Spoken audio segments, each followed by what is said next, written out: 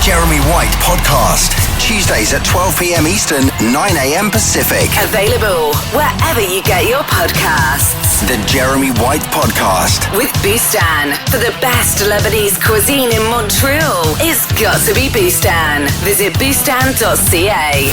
And loudtracks.com. Helping fans connect to their favourite artists. 100% high quality, officially licensed band merchandise that supports the artists you love. Visit our official band merch store at loudtracks.com. Watch the Jeremy White Podcast exclusively on YouTube. The Jeremy White Podcast.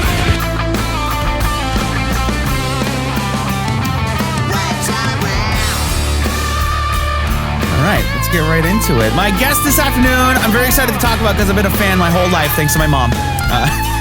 Legendary bass player for Tesla. He's got a brand new book, which is available now wherever books are sold. Son of a Milkman. Welcome to the show, Mr. Brian Wheat. Hey, buddy. How are you? What's happening, dude? How you doing? I'm good, man. I'm just laying around today, taking it easy, doing some interviews for the book, snowing outside, and just chilling. Just chilling, you know. Reading the book, let me just say, first of all, I felt so bad for you. Because, man, what a fucking life you've lived. Oh, man, don't feel bad for me. I'm okay. Yeah. And, like, you know, even recently, you know, like in the press, like, see a couple of sites, you know, busting your balls and, you know, making fun of you for the eating disorder and everything. I'm just like, fucking hell, like, this guy doesn't deserve any of this crap. Oh, really? They're already starting that shit, huh? Oh, dude, I saw it on Twitter. A buddy of mine was just texting with me about it, and I was just like, I just felt so bad because I'm like, you know, there's some metal sites out there that just go out of their way to be pricks for absolutely no reason. And I'm just like, it's so unnecessary, especially with somebody like you who's really put their heart on their sleeves and opened up and talked about all this shit in the book. It's just like, you know, you're doing it to bring awareness to other people that may be going through it as well, I would think. So it's like, you know, it just it does a disservice. It does a disservice to everybody. So what site did it? What site? Who was it? I don't even want to mention them because they're not worth mentioning, but no, mention them because I want to know who it is. It was, I think it was Metal Sludge. Fuck them fucking bastards. Yeah. Yeah, so, they don't like me. No, they don't like a lot of people. I think it's because they're angry with themselves. Yeah.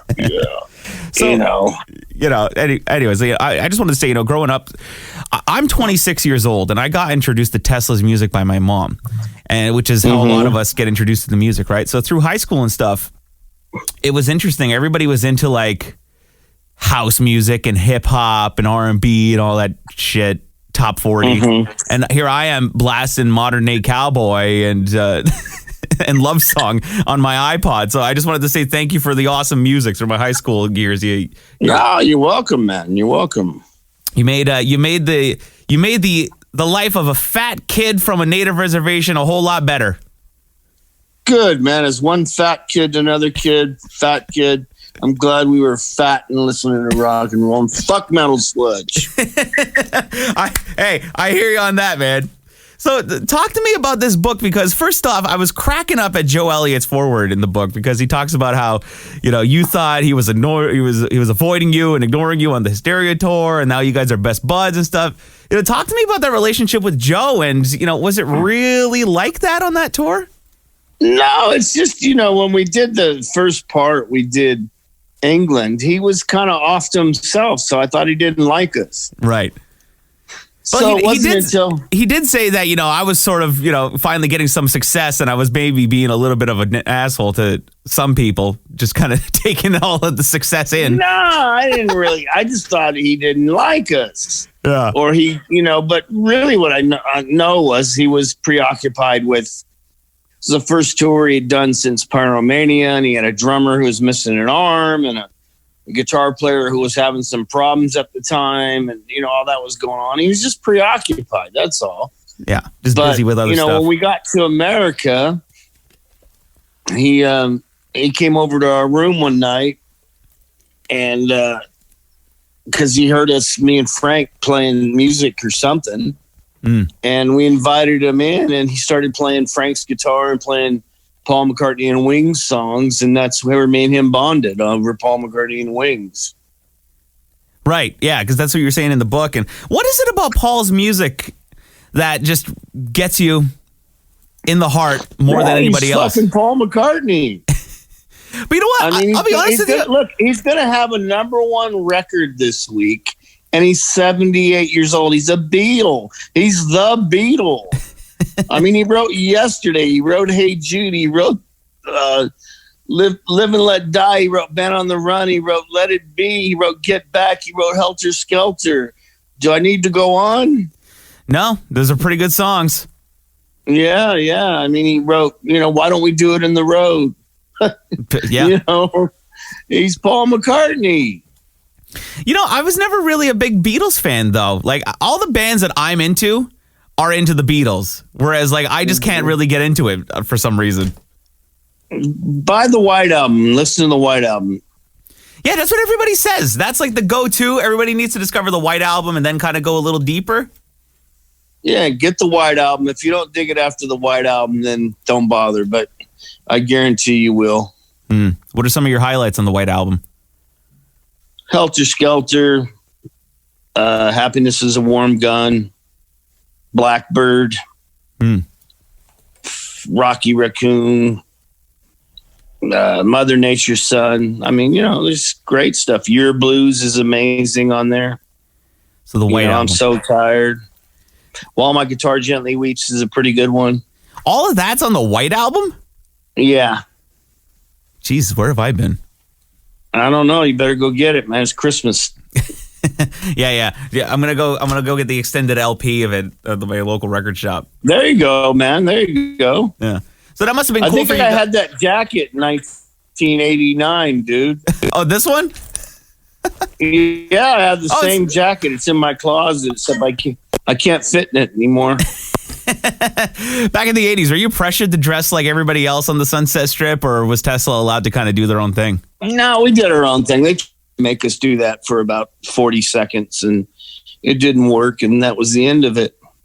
I was always curious about this. So, you guys shared management with Def Leppard, Peter Manch, Cliff Bernstein. They come in and, take you on the road and kind of introduce you guys to the band.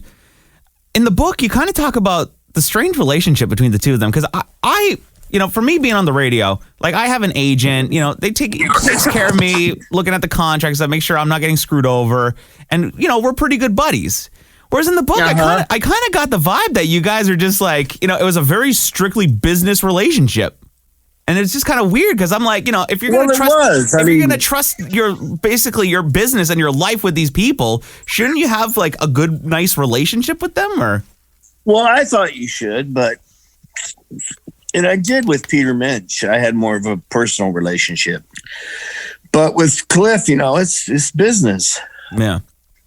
Yeah, it's just more, and that's okay. I mean, look, Cliff's a genius. And, they did a great job with Tessa. I'm not saying it. I thought we were supposed to be like friends and stuff. And I remember having a conversation with him one time where he said, look, I don't need to be your best friend. I just need to, do your business right. And I went, okay. I get it very much now. But, when I was a young kid, you think everyone's your best friend.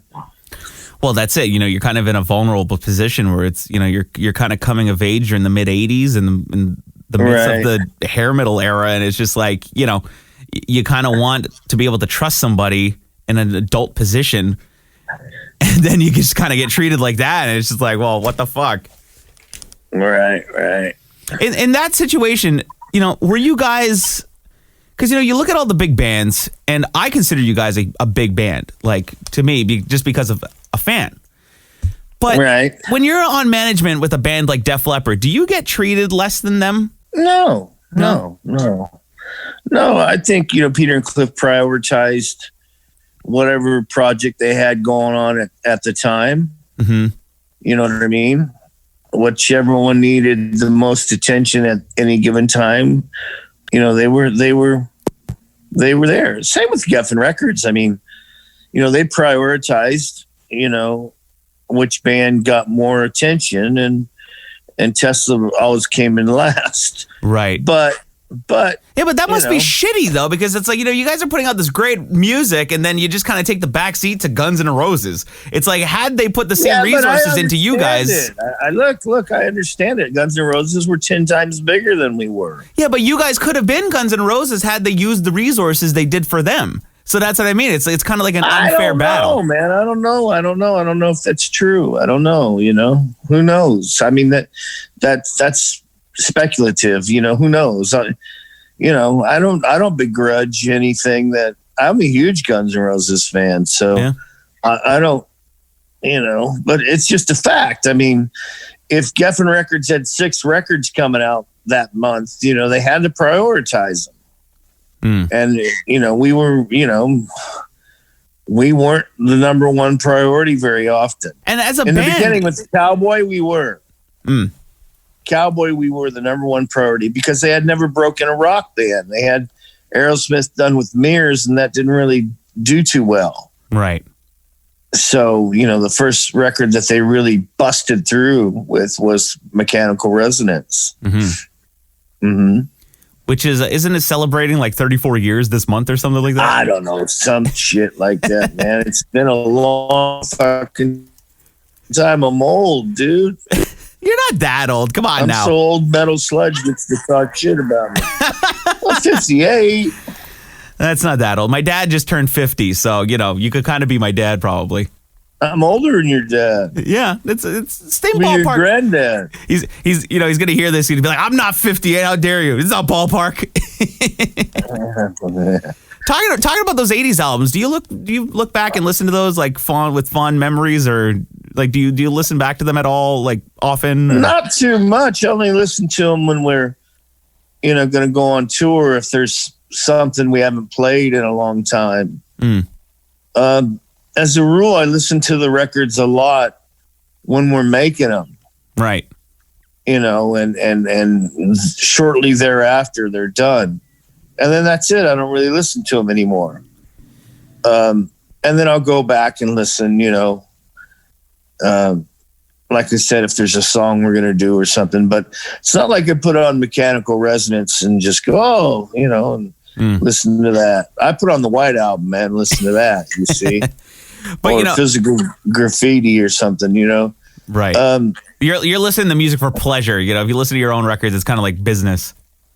Well, yeah, kind of. I mean, you're so close to it. You spend all this time writing and recording it and then playing it on tour that you don't really want to hear it. It's nice to hear it on the radio if you're driving in the car. That still gives me a boner. Yeah.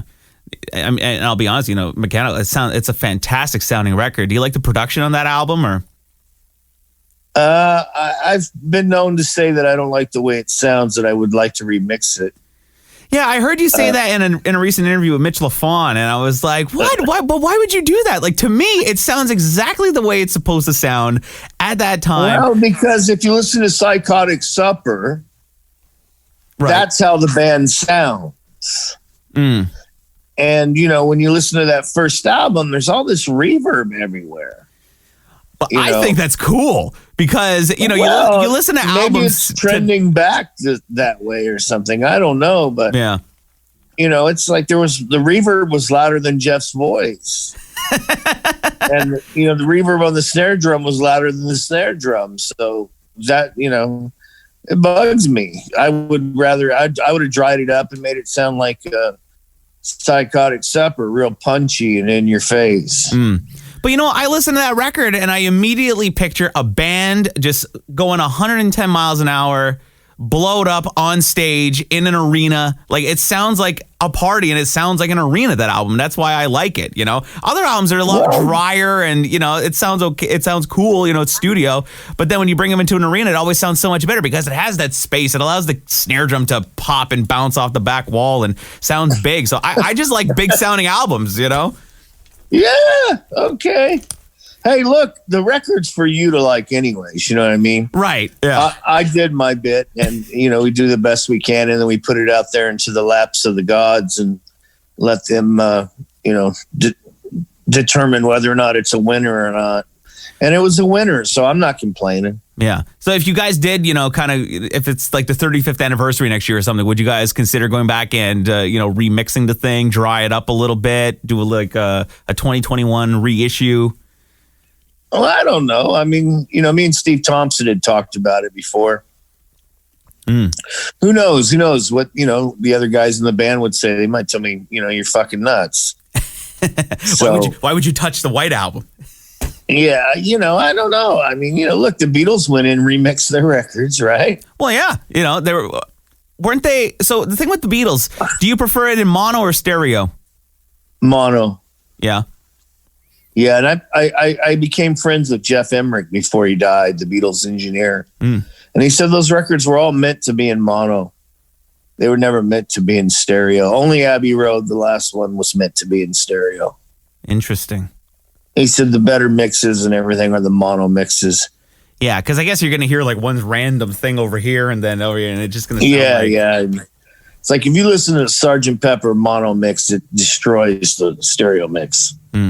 Yeah, I always remembered that one thing about the Beatles, watching the Lemmy doc that came out like years ago, and he was standing, I think it was in like Amoeba Records in LA, and he pulled the like the Beatles, there was like a box or something. He's like, in mono, you listen to the Beatles in mono. So I always remembered that.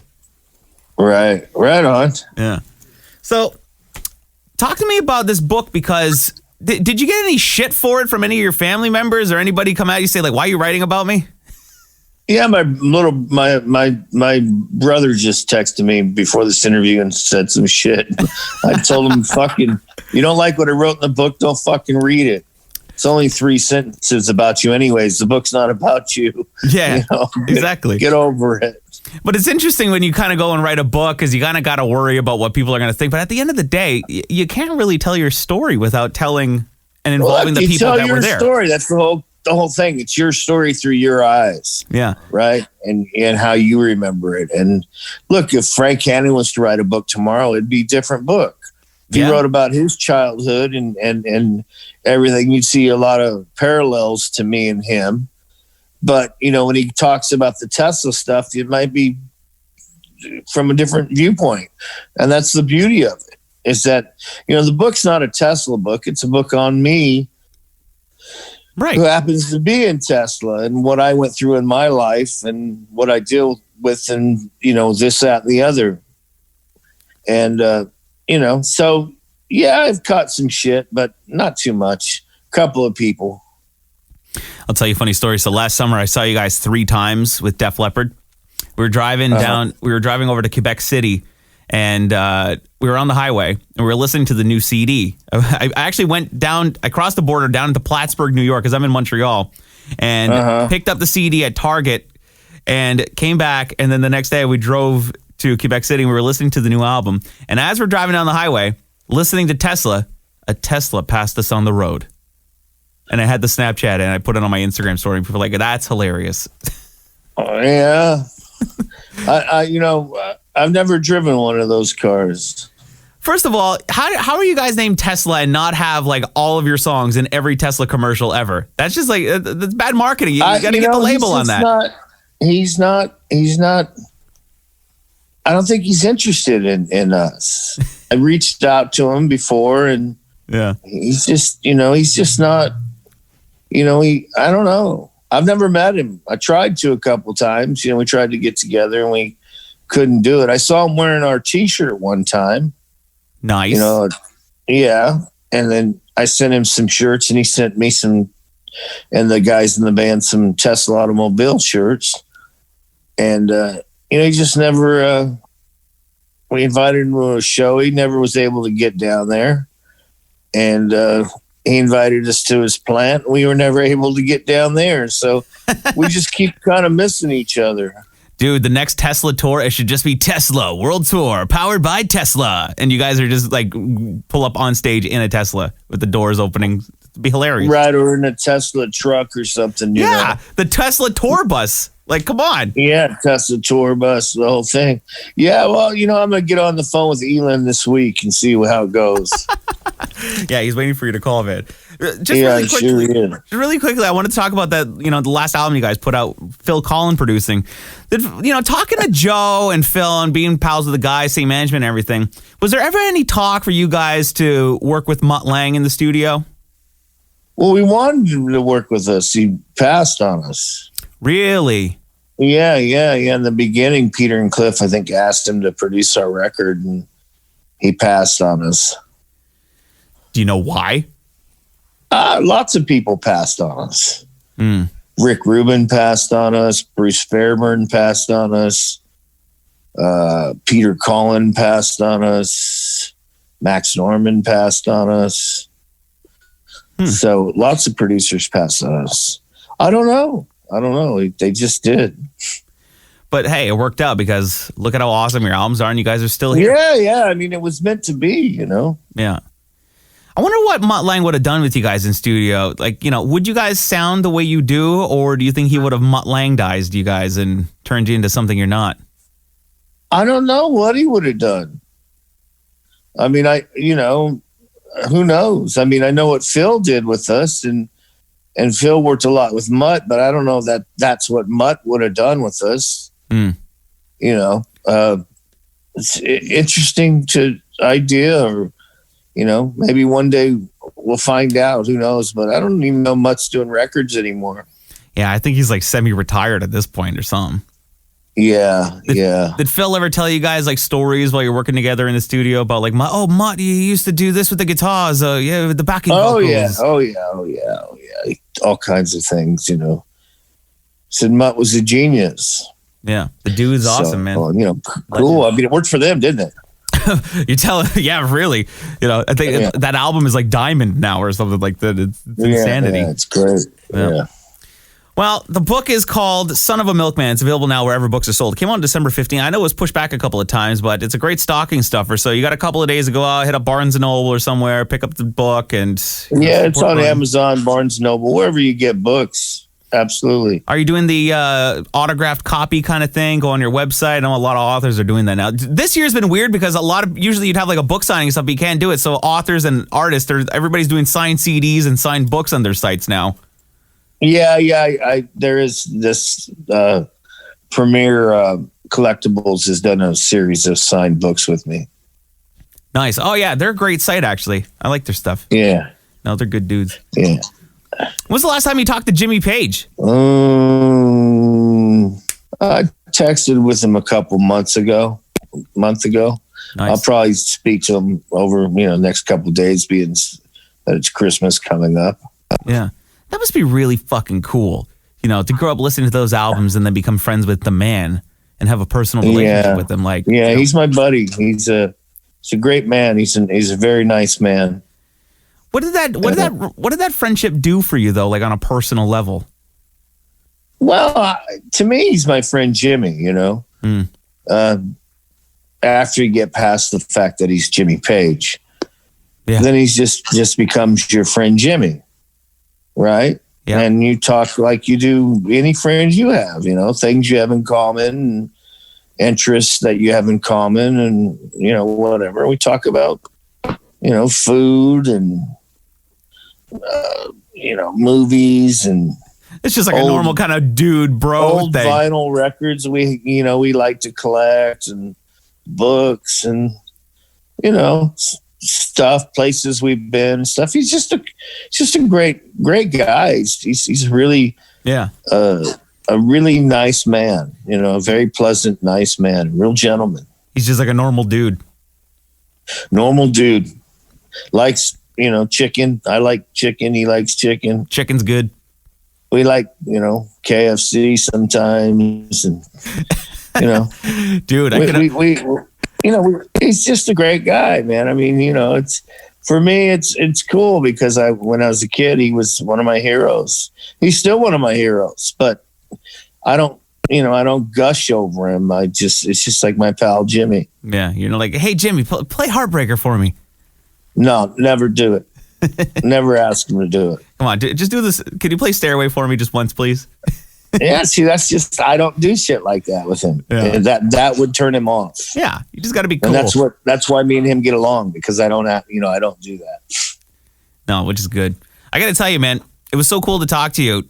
And, seeing you 3 times last year, now reading the book and seeing everything that you've gone through, and, even with the autoimmune diseases and, the anxiety and everything, is like seeing you on stage, wouldn't even tell. And the funny thing is that, I kind of go through the same kind of thing. It's like, for me, I work in pop radio and I do the podcast, which is, talking to guys like you and stuff that I grew up listening to. And, people in entertainment, like the average Joe doesn't understand like what it takes to gather up the energy to go out on stage. Even for me to go on a mic, behind a mic on the radio, it's like I could be having the shittiest day on the fucking planet. I could be absolutely depressed, ready to slit my wrists and run a bath, but then go on stage, go behind the mic and put on that fake smile and pretend nothing's wrong. And there's something not normal about that. So the fact that you're talking about this stuff and opening up about it, bringing awareness to it, I think it's so awesome. So I just wanted to say, thanks, buddy. Really I appreciate good job. That, bud. All right, thank you, man. I appreciate that. So go pick up the book, Son of a Milkman, Brian Wheat, legend, bass player for Tesla. Next time you're in Montreal, man, let's catch up and say hi. Let's hook up. Yeah, I will, money. Cool. Take care. All right, thanks, man. Talk to you later. Merry Christmas, buddy. Yep, back at you. Bye-bye. Bye.